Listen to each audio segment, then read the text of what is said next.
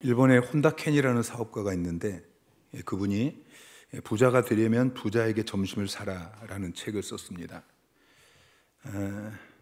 그분이 일본에서 연간 세금을 1,000만 엔 이상 내는 부자 12,000명을 설문조사를 합니다. 그리고 그 중에서 1,000명을 인터뷰하면서 부자들의 가치 세계, 또 부자들의 의식 세계를 연구를 합니다. 또 부자가 아닌 평범한 사람들 2,000명을 다시 설문조사를 하면서 부자와 평범한 사람들의 의식적인 차이가 무엇인가 하는 것을 비교 분석하고 책을 썼는데, 그 책의 7장 제목이 이렇습니다. 배우자와의 신뢰관계가 불을 낳는다. 그 부분에서 부자들의 가정생활을 언급을 합니다. 우리는 흔히 이제 부자 또는 재벌 2세 하면은 가정 생활이 좀 엉망이고 부도덕적이고 그렇게 생각할 수 있는데, 저자의 조사에 의하면은 일본뿐만 아니라 전 세계 부자들이 대부분 오히려 가정 생활이 건강했다라고 이야기를 합니다. 인터뷰한 부자들의 40%가 인생에서 가장 중요한 것이 가정 생활이다라고 이야기를 했고요. 그들 가운데 이혼한 사람은 불과 2%밖에 되지 않았습니다. 저자는 이 조사를 통해서 건강한 부부관계가 인생 성공의 기초이고 또 행복의 가장 중요한 열쇠라고 이야기를 합니다. 자, 산상수훈을 통해서 주님께서는 우리가 하나님 나라 백성이고 하나님 나라 백성이 어떻게 살아야 하는가 하는 것을 말씀하십니다. 자, 하나님 나라 백성은 하나님의 말씀, 율법을 지키며 살아야 됩니다. 주님께서는 율법을 폐하러 오신 것이 아니고 율법을 완성시키기 위해서 오셨다. 율법을 껍데기만 지키는 것이 아니고 율법의 근본 의미가 무엇인지를 가르쳐주고, 그래서 그 율법을 근본 의미대로 지키도록 그렇게 우리에게 가르쳐 주시는 것입니다. 그러면서 먼저 인간관계를 다루시는데 10계명 중에서 2가지를 신뢰로 들면서, 우리가 지난주에 살펴본 이 앞부분에 살인하지 말라, 이것은 제6계명이죠. 이것은 모든 사람들과의 관계 속에서 우리가 어떻게 살아야 하는가 하는 것을 말씀해 주고 있습니다. 단순히 살인하지 말라, 이것을 문자적으로 사람을 죽이지 말라라는 이야기가 아니고, 분노해서도 안 되고 다른 사람을 향해서 나가 미련한 놈 이렇게 해도 안 되고, 그리고 어떻게 해야 된다고요? 화목해야 된다. 이게 핵심이에요. 그러니까 살인하지 않는 것이 핵심이 아니고 화목해야 된다. 모든 사람과의 관계 속에서 화목해야 된다라는 게, 이게 하나님 나라의 백성이 이 세상에서 모든 사람들과의 관계 속에서 어떻게 살아야 하는가 하는 것에 대해서 주님께서 첫 번째 하신 말씀이에요. 오늘 이제 우리가 읽은 간음하지 말라, 이 부분은 7계명이죠. 6계명, 7계명. 6계명은 모든 사람들과의 관계 속에서 하나님 나라의 백성이 어떻게 살아야 하는가 하는 것을 말씀하셨다면, 이제 7계명은 남녀 관계 속에서 우리가 하나님 나라 백성으로서 어떻게 살아야 하는가 하는 것을 말씀하고 있습니다. 자, 간음하지 말라라고 말씀하시면서 29절 30절에 보면, 간음한 자는 내 백체 중 하나가 없어지고 온몸이 지옥에 던져지지 않는 것이 유익하다. 30절에도 내 백체 중에 하나가 없어지고 온몸이 지옥에 던져지지 않는 것이 유익하다. 그러니까 간음한 사람은 지옥에 던져진다. 그러니까 너희가 간음하지 않고, 간음할 것 같으면은 차라리 눈을 뽑아내고 손을 잘라내고, 그래서 지옥에 던져지지 않는 것이 유익하다라고 하면서, 이 이야기는 간음한 사람은 지옥에 던져진다고 말씀하고 있는 거예요. 자, 지난주에 살인한 사람은 단순히 사람을 죽이는 것이 아니고 미련한 자라고만 말해도 지옥불에 들어가게 되어진다라고 주님께서 말씀하셨어요. 간음하는 자도 역시 지옥에 던져지는 것입니다. 28절에 보면 음욕을 품고 여자를 바라보는 자도 이미 가늠한 사람이고 지옥불에 던져진다고 말씀하고 있어요. 여러분은 어떻게 됩니까? 여러분 음욕을 품고 남자나 여자를 한 번도 보지 않으셨나요? 네. 지금 이렇게 말씀이 선포돼도 여러분 담대하신 거 보니까 자, 우리는 지난주에 말씀을 드린 것처럼 예수 믿고 구원받았어요. 우리의 모든 죄가 예수님께서 내 죄를 대신 다 담당하시고 십자가 못 박혀 죽으신 것, 우리가 믿는 순간 우리의 모든 죄는 사함을 받았어요. 그래서 우리도 음욕을 품고 여자를 보고 그래서 지옥불에 던져져야 될 자인데, 우리는 그 모든 죄가 사함을 받았고 그래서 지옥불에 던져지는 것이 아니고 천국 가게 되어 있습니다. 그런데 19절 말씀에 보면은 천국 가기는 가는데 천국에 큰 자가 있고 작은 자가 있다라고 말씀하시죠. 자, 19절 말씀 시작. 그러므로 누구든지 이 계명 중에 지극히 작은 것 하나라도 버리고 또 그같이 사람을 가르치는 자는 천국에서 지극히 작다 일컬음을 받을 것이요 누구든지 이를 행하며 가르치는 자는 천국에서 크다 일컬음을 받으리라. 자, 이 계명 중에서 지극히 작은 것 하나도 버리고 가르치는 사람은 천국에 가긴 가지만 천국에서 지극히 작다. 그러나 이것을 행하고 가르치는 자는 천국에서 지극히 크다라고 말씀하고 있어요. 자, 죄사함 받고 구원받은 저와 여러분에게 있어서 이제 율법은 우리가 구원받느냐 구원받지 못하느냐, 천국 가느냐 천국 가지 못하느냐 이 문제가 아니고 이제는 천국에서 큰 자가 되느냐 작은 자가 되느냐 이 문제인 것입니다. 여러분, 천국은 이미 시작되었습니다. 여러분, 이 땅에서도 천국 백성이고 천국 백성의 축복된 삶을 누려야 됩니다. 여러분, 이 땅에서도 우리가 율법을 지키지 않으면 천국의 복을 누릴 수가 없는 것입니다. 그럼 간음하는 자는 이 땅에서도 천국의 삶을 사는 것이 아니고 지옥 같은 삶을 살 수밖에 없어요. 자, 하나님께서 아브라함에게 축복된 삶을 약속하셨습니다. 그 축복이 아브라함에게, 이삭에게, 야곱에게, 그리고 이제 야곱의 12아들 가운데서 장남이 루벤이거든요. 루벤에게 이제 가야 되는데 루벤이 아브라함의 축복을 받지 못해요. 그 이유가 무엇이냐면은 성적인 죄를 지었기 때문이에요. 루벤은 자기 아버지 야곱의 첩이었던 빌하와 간음을 했어요. 아브라함의 조카였던 롯도 역시 성적인 부분에서 문제가 있었습니다.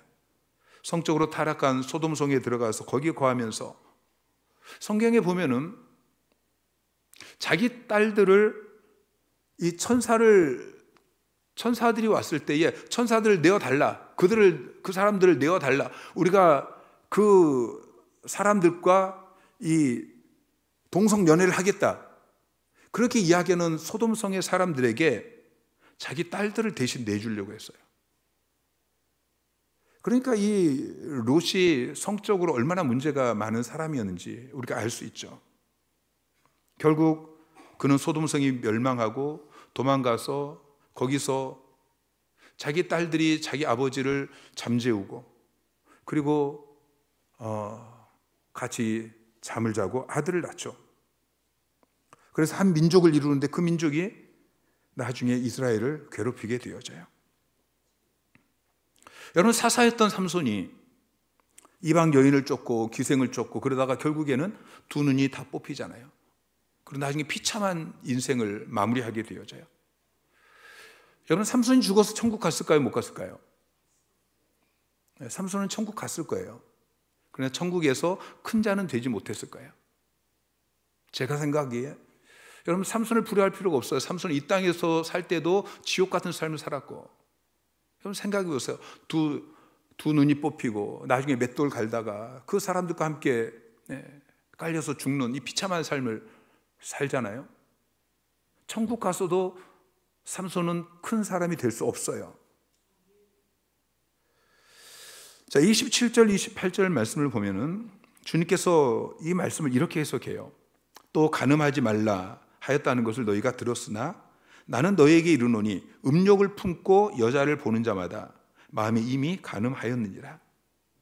자, 예수님께서는 지금 그들이 간음하지 말라라는 이 계명을 잘 지키고 있다고 생각하는데 그걸 어떻게 해석하냐면은 너희가 이렇게 들었는데 간음하지 말라 했다는 것 너희가 이렇게 듣고 이렇게 살고 있는데 나는 너희에게 이른다. 너희가 지금 이 7계명을 잘못 이해하고 있는 것이다. 그러면서 나는 너희에게 이르노니 음욕을 품고 여자를 보는 자마다 마음이 이미 간음하였느니라. 그 당시 사람들은 간음을 그냥 단순히 행위로 이해를 했어요. 오늘날도 그래요. 대부분의 사람들이 마음속으로는 아무리 음란한 생각을 하고 또 혼자서 아무리 음란한 행동을 할지라도 그게 죄가 아니라고 생각을 하는 것입니다. 이런 이야기를 예전에 들었어요. 어떤 여자가 남편하고 함께 길을 걸어가는데 남편이 이제 예쁜 여자가, 아주 섹시한 여자가 지나가니까 눈이 돌아가는 거예요. 그걸 보고 이제 속이 상해가지고 친구를 만나서 막 하소연을 합니다. 그랬더니 그 친구가 이야기하기를 그건 화를 낼 문제가 아니고 내 남편이 아직 건강하다는 증거야. 그렇게 이야기를 해요. 여러분, 그런데 주님은 그렇게 말씀하지 않으셔요. 음욕을 품고 여자를 보는 자마다 이미 마음에 간음했다라고 말씀하고 있어요. 그리고 간음한 자는 지옥불에 던져진다라고 말씀하고 있는 것이죠. 물론 남자들이 예쁜 여자를 보면 또는 야한 여자를 보면 눈이 돌아갈 수 있어요. 그런데 눈이 돌아갔다 바로 다시 돌아와야지 계속 쳐다보고 있으면 안 된다는 거죠. 그리고 마음속에 더 이제 막 상상을 하게 되어지고, 그럼 이건 죄예요. 그리고 더 나아가서 이제는 자동적으로 눈이 돌아가던 것도 고쳐져야 돼요. 여러분, 그게 가능할까요? 남자들이 섹시한 여자가 지나가는데 눈을 돌리지 않는 것. 여러분, 성화되어지면, 여러분, 우리는 계속 우리의 죄로 오염되어졌기 때문에 그렇게 눈이 돌아가는 거예요. 우리 이걸 계속 씻어야 돼요. 죄로 오염되어진 우리의 생각, 우리의 감정, 우리의 습관, 이런 것들을 계속 주의 보혈로 씻어내고, 그리고 성령 충만하면은, 여러분, 구원받은 사람은 복음을 누리는 사람이에요. 율법을 지키는 것도 내 힘으로 지키는 게 아니에요.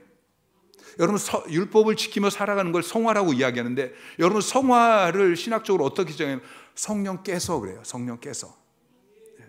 내가 율법을 지키는 것이 아니고, 내가 나 자신을 거룩하게 하는 것이 아니고, 내 안에 계신 성령께서. 여러분, 성령 충만하시기 바랍니다. 간음하지 말라는 계명을 단순히 행위로만 이해하면은 하나님 나라 법과 세상 법이 별로 다를 것이 없습니다. 근데 제7계명과 세상의 법은, 우리나라 이제 간음, 이게 죄도 아니죠. 간음, 이것도 죄가 아닌 걸로 이제 되어졌는데, 자, 28절 말씀을 보면은, 나는 너에게 이르노니 음욕을 품고 여자를 보는 자마다 마음에 이미 간음하였느니라 그래요. 세상 법은 행동으로 같이 잠을 자야 간음했다라고 이야기하는데, 주님께서는 음욕을 품고 여자를 보는 자마다 이미 마음에 간음했다.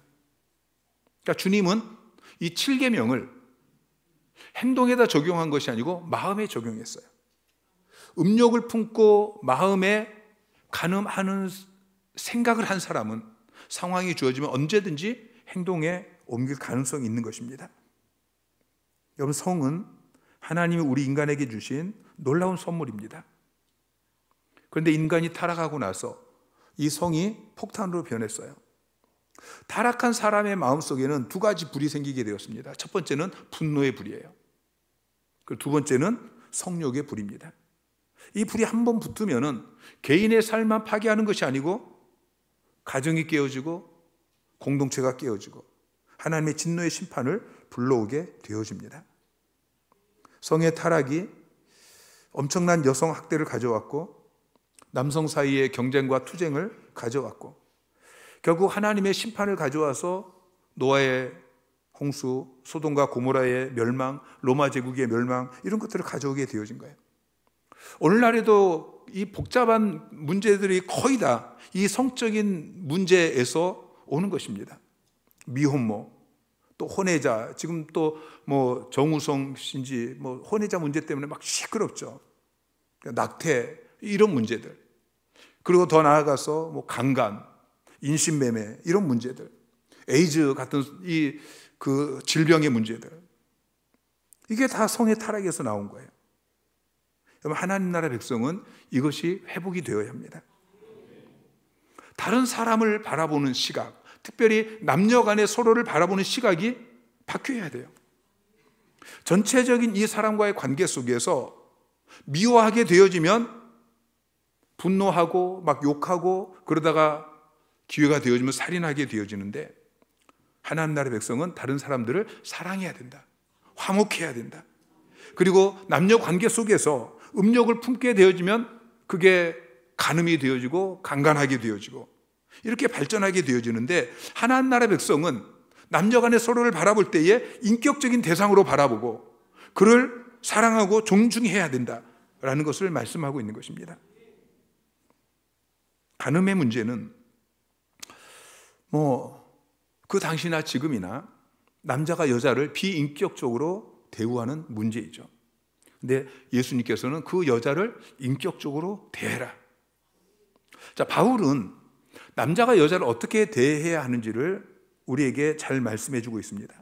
디모데후서 5장 2절 3절 말씀 시작. 늙은 여자에게는 어머니에게 하듯 하며 젊은 여자에게는 온전히 깨끗함으로 자매에게 하듯 하라. 참 과부인 과부를 존대하라. 여러분, 늙은 여자를 바라볼 때는 내 어머니를 대하듯이 대해야 돼요. 그러면 아무 문제가 없어요.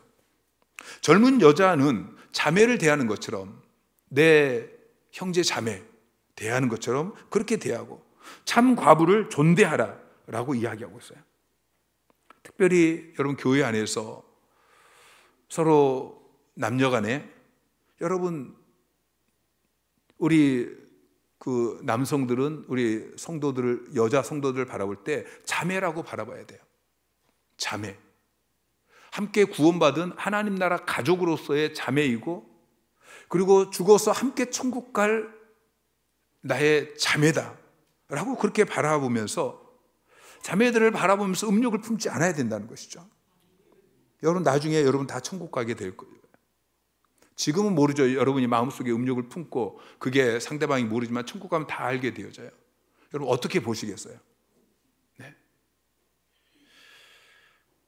여러분, 남자가 여자를 바라볼 때, 또 여자가 남자를 바라볼 때 깨끗한 눈으로 바라보시기 바랍니다.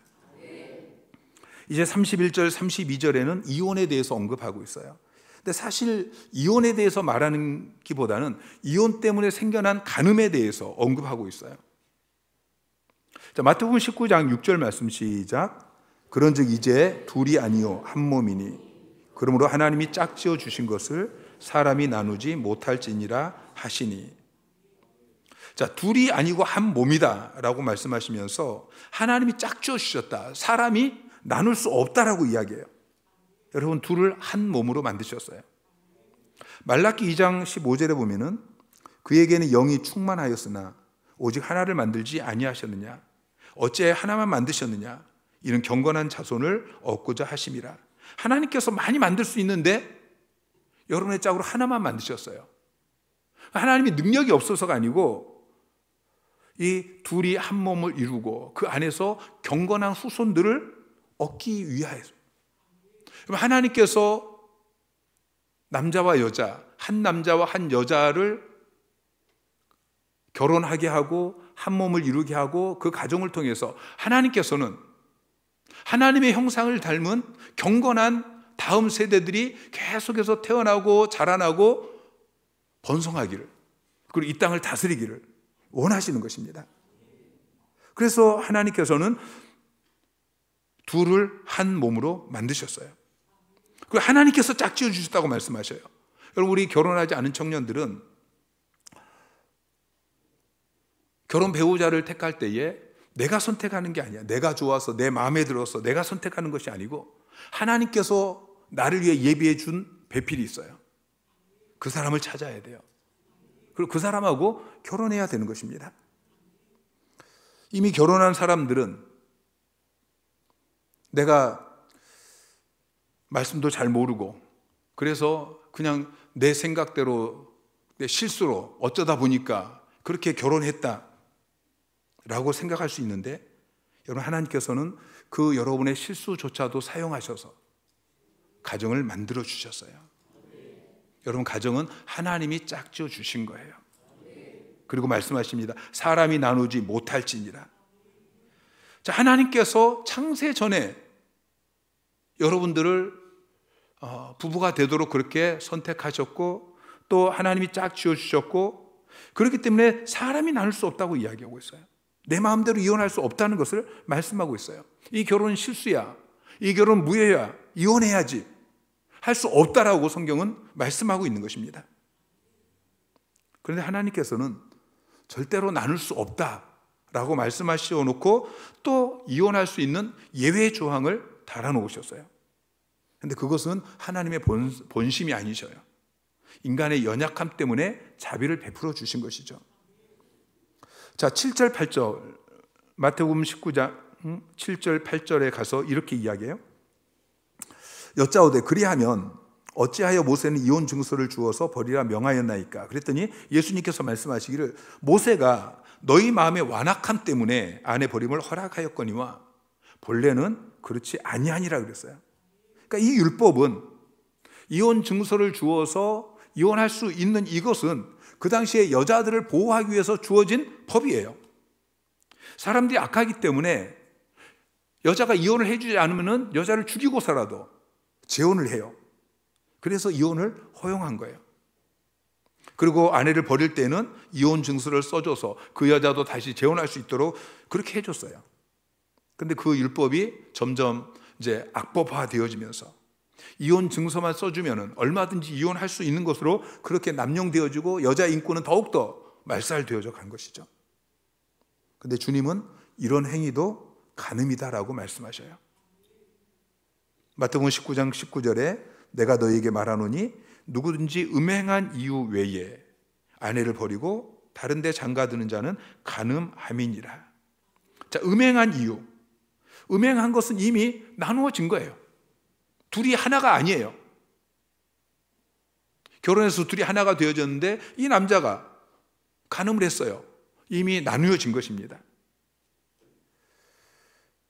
여러분, 음욕을 품는 것도 간음이고 아내를 버리고 이혼하는 것도 간음이고 재혼하는 것도 간음이고, 여러분, 율법이 의미하는 것은 이런 것들을 모두 포함한 간음을 하지 말라고 말씀하고 있는 거예요. 여러분, 이런 죄를 지었다면 그것은 지옥 갈 죄를 지은 거예요. 그런데 우리는 예수 믿고 구원받았어요. 모든 죄를 사함받았어요. 하나님 나라 백성이 되어졌어요. 우리는 의인이 되어졌고 이제는 율법을 지키는 자가 되어야 돼요. 이런 죄를 더 이상 짓지 않아야 하는 것입니다. 여자를 보고 음욕을 품는 자가 간음한 사람이에요. 여러분, 음욕을 품는다는 것은 그냥 눈이 한번 돌아간 것을 의미하지 않아요. 머릿속에 한번 잠깐 그 생각이 떠오르는 것을 의미하지 않아요. 그 생각을 계속 가지고 있고 그리고 그 생각을 점점 발전시켜 나가는 거예요. 닭이 계란을 품으면 병아리가 나오죠. 여러분, 마음속에 음욕을 품으면 결국 행동으로 나오게 되어 있는 것입니다. 미워하는 마음을 품고 있으면 상대방을 향해서 막 분노하고 미워하고 막 욕하고 그런 게 계속 쌓여 있으면 결국에는 살인하게 되어지고, 마음속에 음욕을 품고 있으면 그게 발전해서 결국에는 간음하게 되어지는 것입니다. 그런데 하나님의 관점에서 우리가 행동하느냐 행동하지 않았느냐 이게 중요하지 않다는, 하나님은 마음을 보시는 분이에요. 우리 마음 중심에 품고 있는 그것이 행동으로 나타날 수 있고 행동으로 나타나지 않을 수도 있지만, 여러분, 그것은 내 의지로 되는 게 사실 아니잖아요. 그래서 우리는 음욕이 생길 때에 이것이 계속해서 더 발전되지 않도록 우리는 그걸 차단해야 돼요. 주님이 이렇게 말씀하십니다. 29절에 만일 내 오른 눈이 너로 실족하게 하거든 빼어내버리라. 30절에 내 오른손이 너로 실족하게 하거든 찍어내버리라 라고 말씀하시죠. 여러분, 기독교 역사를 보면은 실제로 그렇게 했던 사람들이 있습니다. 계속해서 마음에 정욕이 생긴다고 해서 눈을 뽑아버리는 사람이 있고요, 손을 잘라내버리는 사람도 있고, 그런데 그렇게 했는데도 정욕이 사라지지 않더라는 것이죠. 여러분, 눈을 뺀다고 해서 인간의 욕구가 사라지겠습니까? 손을 자른다고 해서 그 욕구를 채우려는 마음이 없어지지 않는 거예요. 어떤 도박에 중독된 사람이 도박을 끊으려고 처음에는 손가락을 자르고 나중에 손을 잘랐는데, 근데 나중에 보니까 그 사람이 발가락으로 화투를 치고 있대요. 주님께서 하시는 말씀은 이런 행위가 계속되지 않도록 단절하라는 거예요. 눈을 뽑아라, 팔을 잘라내라, 이것은 단절시키라는 거예요. 눈을 뽑아버리라는 것은 음란한 장면을 차단하라는 거예요. 여러분, 음란죄는 눈에서 보는 것에서 시작되어집니다. 그러니까 이 눈으로 보는 장면, 이것이 바뀌어야 돼요.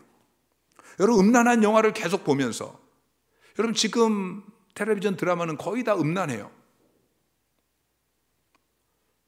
거의 대부분이 그 안에 간음, 그리고 동성 연애, 이런 것들이 아주 아름답게 포장되어, 그걸 보면은 불륜을 하고 싶어요. 동성애를 하고 싶어요. 여러분, 어떻게 나이트클럽에 가서 벌거벗은 여자들이 막 춤추고 있는 그걸 보는데 음란한 마음이 안 들 수 있겠어요?